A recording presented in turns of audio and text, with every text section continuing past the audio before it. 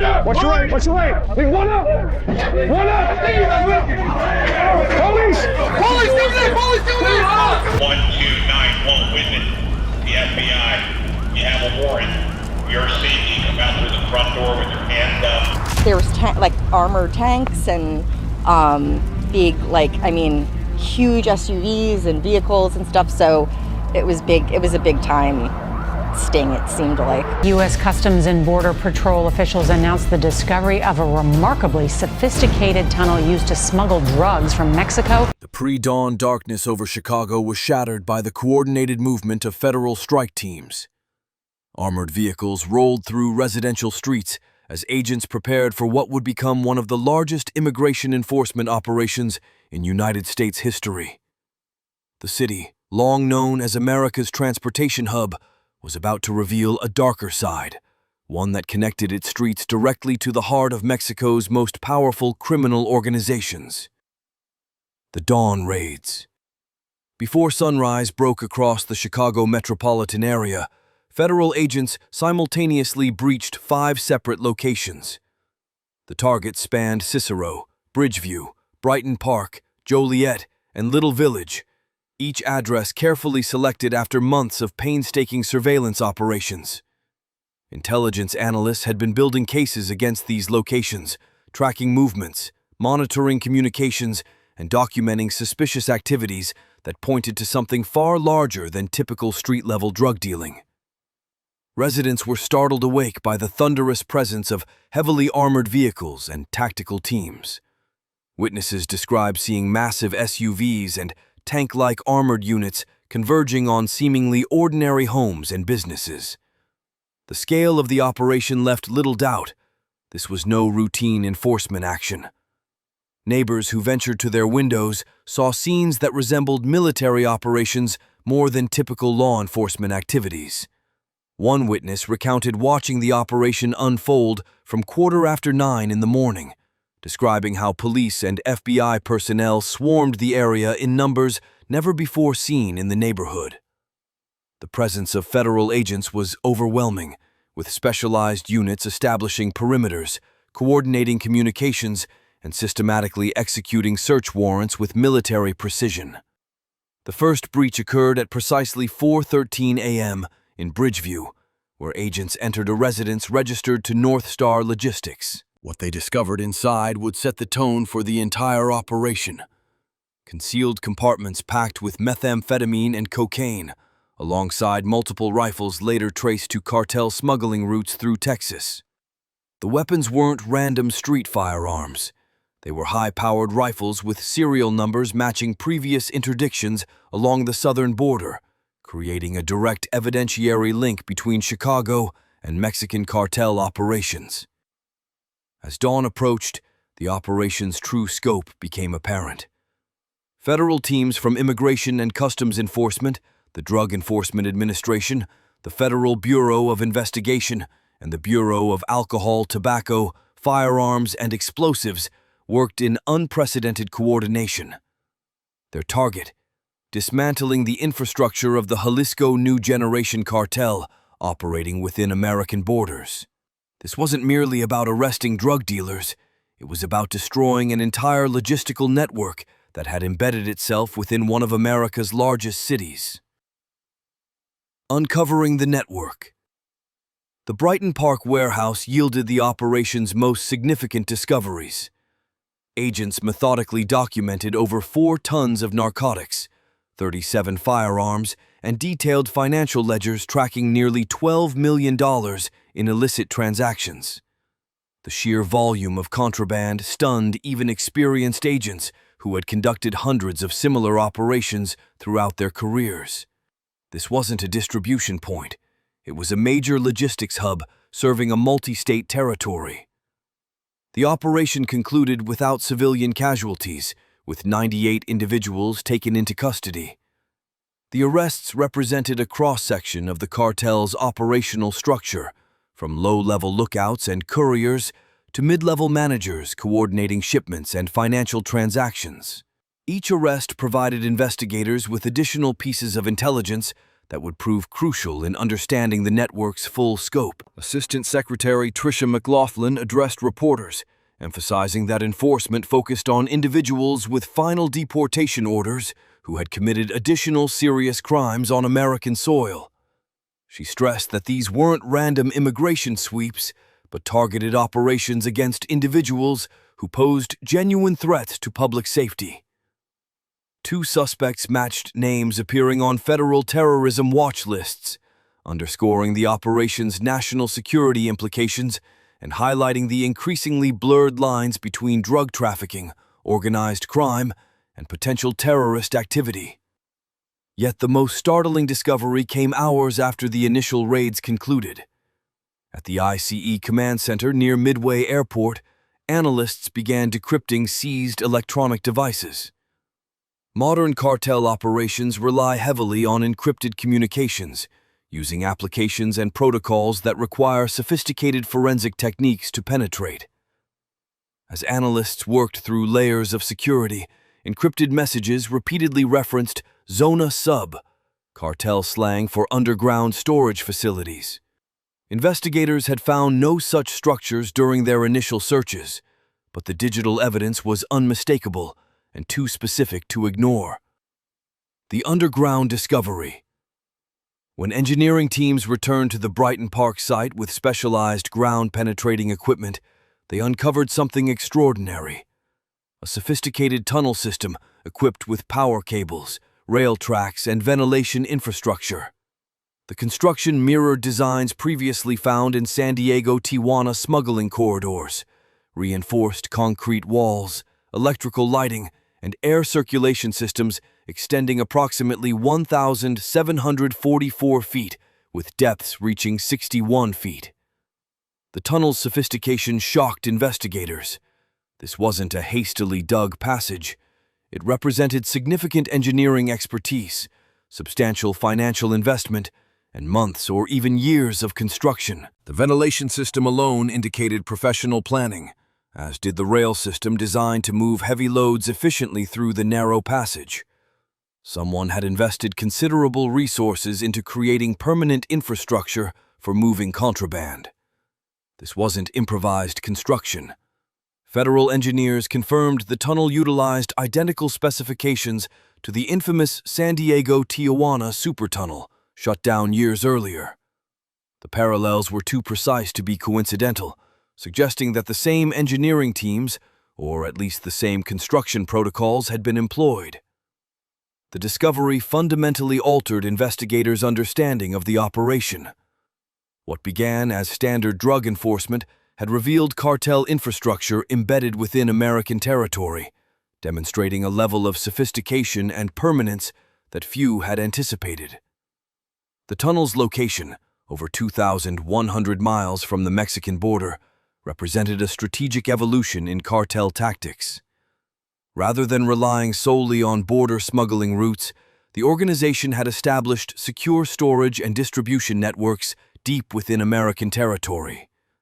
The infrastructure investment demonstrated long-term planning and confidence in the operation's sustainability. Chicago's strategic importance.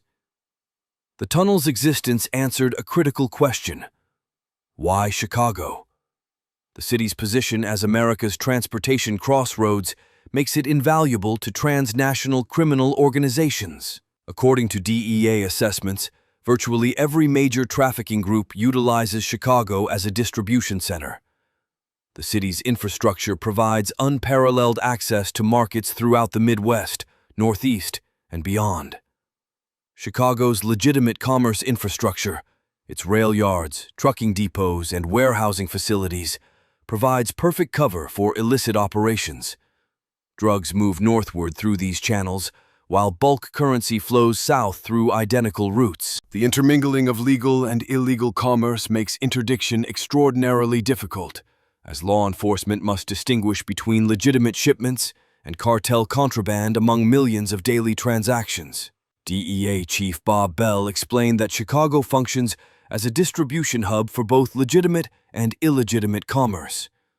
The same transportation networks that make Chicago an economic powerhouse also make it attractive to criminal organizations seeking efficient distribution capabilities. Narcotics arrive through various methods: trucks, trains, planes, and vehicles with hidden compartments, utilizing every available transportation mode. The Brighton Park warehouse exemplified this pattern perfectly, officially importing cleaning supplies and automotive parts from Mexico while actually facilitating cartel logistics. The business maintained legitimate paperwork, filed appropriate customs declarations, and operated with a veneer of legitimacy that would withstand casual scrutiny.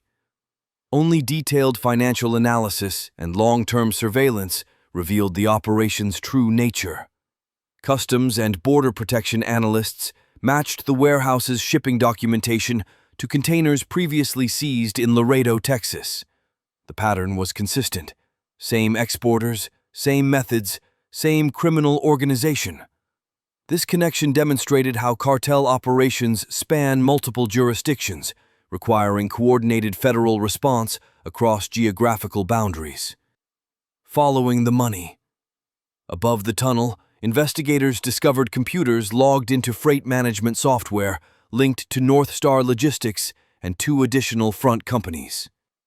These businesses filed tax returns but maintained no actual payroll, employed no legitimate staff, and processed virtually no real deliveries throughout 2025. The companies existed solely on paper, providing legitimate-appearing cover for financial transactions that would otherwise raise immediate suspicions. What they did process were hundreds of cross-border wire transfers, each carefully structured below $10,000 to avoid automatic reporting requirements triggered by the Bank Secrecy Act.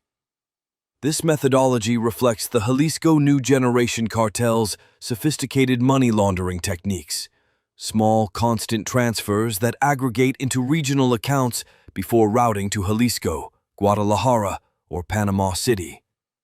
The system's effectiveness lies in its patience, moving money slowly enough to avoid detection while maintaining sufficient volume to support large-scale operations. Recent investigations have exposed connections to Chinese underground banking networks, creating a global money laundering infrastructure that operates across continents. These networks have become among the world's most significant money laundering operations, providing services to criminal organizations worldwide. The system's sophistication and global reach challenge traditional law enforcement approaches designed for more localized criminal enterprises. The mechanics are elegant in their simplicity. Cartel money enters the Chinese banking network in the United States, while network partners in Mexico simultaneously deliver equivalent amounts in pesos to cartel representatives. No money actually crosses borders, eliminating much of the risk associated with physical currency smuggling. The system's international scope, operating across multiple countries with varying regulatory frameworks, makes traditional enforcement efforts extraordinarily challenging.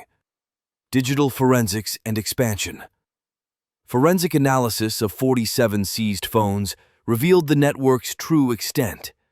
Communications referenced code terms used by cartel logistics units for cross-border operations: Linea for smuggling routes, Zona Sub for underground storage, and Puente Norte for northern distribution nodes. The coded language demonstrated operational security awareness, though ultimately the encryption and code words couldn't prevent determined forensic analysis from extracting actionable intelligence. More significantly, messages referenced TDA, shorthand for Tren de Aragua, the Venezuelan prison gang expanding into American cities. This discovery demonstrated something crucial: cartel cooperation across national lines, utilizing migrant routes as logistics cover.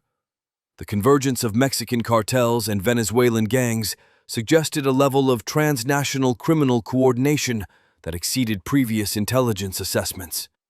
Chicago's geographic position and extensive highway network have made it a significant hub for both drug trafficking and human trafficking, ranking 9th nationally in human trafficking cases. The infrastructure that makes the city economically vital also facilitates criminal exploitation, with the same highways and rail lines serving both legitimate commerce and human smuggling operations. One seized device linked to South Bend, Indiana, where an auto shop registered under an alias displayed banking patterns consistent with cartel operations. Another phone's history connected to Rockford, where a storage unit rented with a forged Venezuelan work visa contained cash counting machines, blank identification documents, and materials consistent with fentanyl trafficking. Each discovery expanded the investigation's scope, revealing networks extending throughout the Midwest region. The combined intelligence confirmed that Chicago's cartel presence wasn't isolated. It formed part of a regional grid with nodes throughout Indiana, Wisconsin, Missouri, and beyond. The network's geographic dispersal provided redundancy and resilience, ensuring that no single enforcement action could completely disrupt operations. The intelligence picture. These connections pushed Operation Midway Blitz into its second phase. Agents now understood Chicago not as a cartel destination, but as a domestic logistics hub for transnational operations. The conceptual shift was significant. The threat wasn't approaching from across borders. It was already operating within American communities, embedded within legitimate economic infrastructure, and adapting with alarming speed to enforcement pressures. Federal officials noted the presence of MS-13 and other transnational gangs operating throughout the region. The convergence of multiple criminal organizations suggested coordinated operations rather than competing factions, with different groups potentially specializing in different aspects of the overall criminal enterprise. This specialization and cooperation created networks more resilient and adaptable than traditional hierarchical criminal organizations. The cartel's operational sophistication matched that of legitimate multinational corporations, with specialized divisions handling logistics, finance, security, and communications. Their ability to recruit talent, invest in infrastructure, and adapt to changing circumstances demonstrated organizational capabilities that challenged traditional law enforcement approaches designed for less sophisticated criminal enterprises. Political battleground. At a Washington press conference, officials cited significant crime reductions across Chicago: homicides down 16%, shootings reduced by 35%, robberies decreased 41%, and carjackings down 48%. They attributed these improvements to coordinated federal enforcement, positioning Operation Midway Blitz as proof that national security measures could succeed where local policies had struggled. The statistics provided political ammunition for advocates of increased federal involvement in local law enforcement. Officials also noted a 54% reduction in fentanyl crossing at the border, crediting Border Patrol agents' ability to focus on interdiction rather than processing. The argument suggested that immigration enforcement and drug interdiction were inseparable missions, requiring coordinated approaches rather than separate policy frameworks. However, political reactions split sharply along predictable lines. Supporters viewed the operation as necessary federal action against transnational criminal threats that local authorities couldn't adequately address.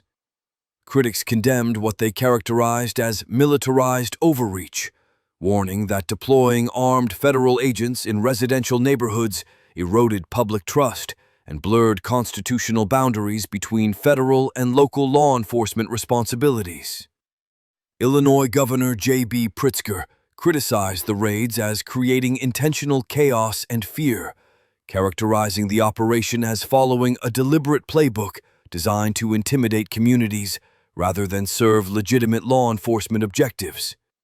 His statement reflected broader concerns about federal power and the appropriate balance between security and civil liberties. Chicago's mayor demanded comprehensive data on arrests, questioning whether detainees had violent crime histories and challenging the administration's broader immigration enforcement approach. His criticism suggested that the operation targeted immigrant communities broadly rather than focusing narrowly on genuine criminal threats.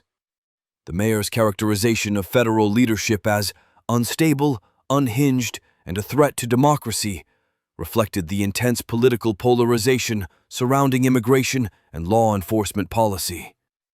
protests emerged outside ICE headquarters downtown, with civil rights organizations demanding transparency, detainee lists, and charging documents. Activists argued that militarized federal operations in residential neighborhoods set dangerous precedents, potentially normalizing enforcement tactics that could be expanded or abused. Federal officials declined detailed comments beyond confirming that all detentions connected to active warrants or ongoing criminal investigations, maintaining that operational security required limiting public disclosures. Media and public discourse. National media coverage reflected America's broader divisions on immigration, law enforcement, and federal power. Conservative outlets characterized the raids as a decisive turning point in border enforcement policy, presenting the operation as evidence that aggressive federal action could succeed where more restrained approaches had failed. Progressive commentators described them as authoritarian overreach, warning about militarization of immigration enforcement and potential constitutional violations. Both perspectives agreed on one fundamental point. Chicago had become a federal theater of operations, a testing ground for expanded domestic enforcement authority. The city's experience would likely influence policy debates and enforcement strategies nationwide, making the operation's long-term impacts extend far beyond the immediate arrests and seizures. The political battle over Operation Midway Blitz illustrated fundamental disagreements about federal power, immigration policy, and the appropriate response to transnational criminal threats. These debates would continue long after the immediate operation concluded, shaping policy discussions for years to come.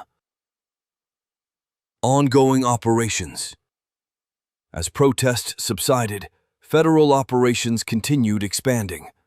Operation Midway Blitz entered Phase 2, with ICE and DEA units reassigned to joint teams in Indiana, Missouri, and Wisconsin, following financial and logistics patterns identified in Illinois. The investigation's scope grew organically, as each discovery revealed new connections and additional nodes within the broader network. Forensic specialists continued exploiting digital evidence, producing over 600 new investigative leads. These included coordinates for rail depots, shipping yards, and storage facilities in St. Louis and Indianapolis. Every new location fed into a central Department of Homeland Security database mapping cartel logistics operating on American soil, creating an increasingly detailed picture of criminal infrastructure embedded within legitimate commerce. By mid-November, the task force had issued 62 new warrants and seized an additional 400 kilograms of mixed narcotics. While smaller than the original 4.3 tons, these seizures proved strategically important, evidence that enforcement pressure was forcing networks to reveal backup routes and alternative methods. The cartel's adaptive responses provided intelligence about their operational flexibility and contingency planning. The ongoing operations demonstrated that Midway Blitz wasn't a single event, but rather the beginning of an extended campaign against embedded criminal infrastructure. Each phase built on previous discoveries, with intelligence from early operations informing subsequent enforcement actions. The cartel response. Interviews with cartel operatives suggest the operations have created significant disruptions. When asked whether presidential policies were making their operations more difficult, one operative confirmed the increased challenges, acknowledging that enforcement pressures were forcing operational changes and creating genuine obstacles. However, the same source indicated the impossibility of simply abandoning the trade, explaining that, once you get in, you can't get out. This statement revealed the coercive nature of cartel employment, suggesting that many operatives continue not purely from profit motive, but from fear of organizational retaliation.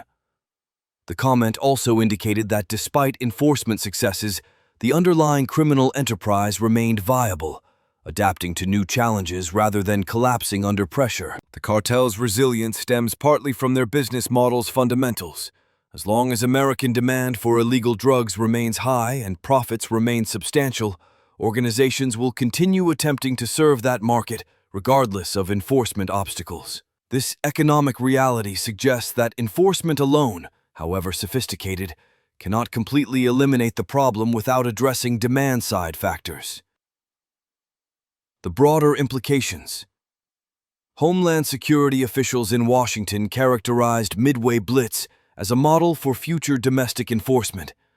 Department of Justice briefing documents described it as establishing a proactive defense posture against transnational criminal infrastructure operating within American borders.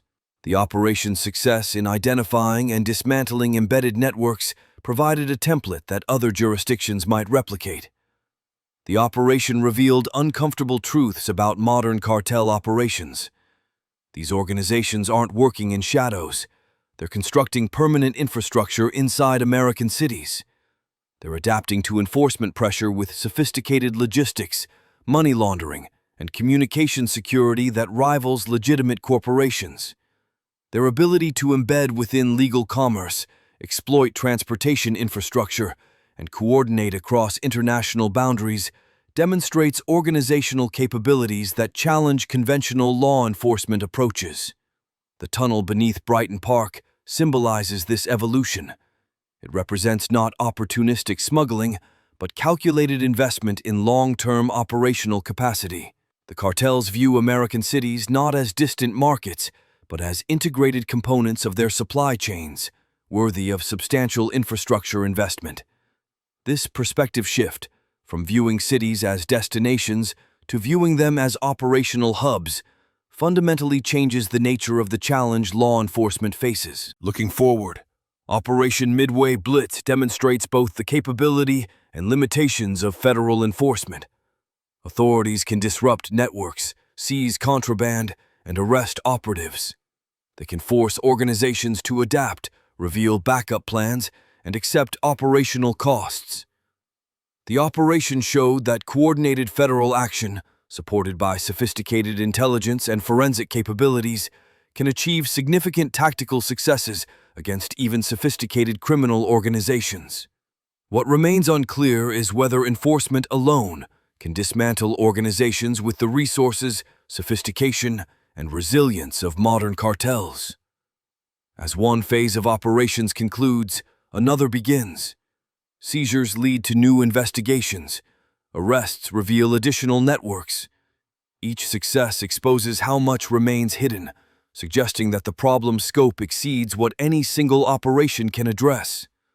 The cartels continue growing and adapting at comparable speeds to enforcement efforts. They exploit America's infrastructure, its economy, and its geography.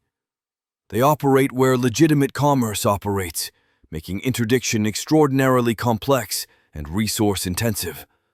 Their ability to embed within legal systems, corrupt or coerce participants, and rapidly adapt to enforcement pressures creates a challenge that extends beyond traditional law enforcement capabilities.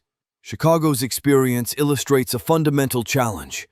The border problem doesn't end at borders anymore.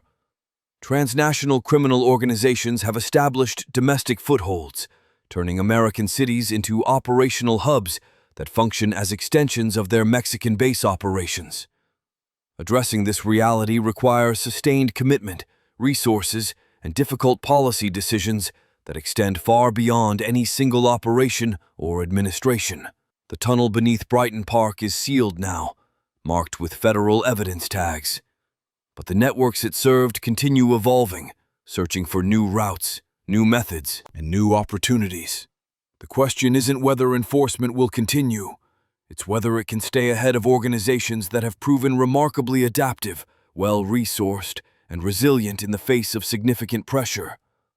Operation Midway Blitz marks a significant chapter in this ongoing confrontation, demonstrating what coordinated federal action can achieve while simultaneously revealing the scope and complexity of the challenge. The operation's long-term significance will depend not just on its immediate tactical successes, but on whether it catalyzes sustained strategic pressure that forces genuine organizational disruption rather than mere adaptation. For now, Chicago represents both a victory and a warning, evidence that enforcement can succeed, but also that the problem runs deeper than any single operation can solve.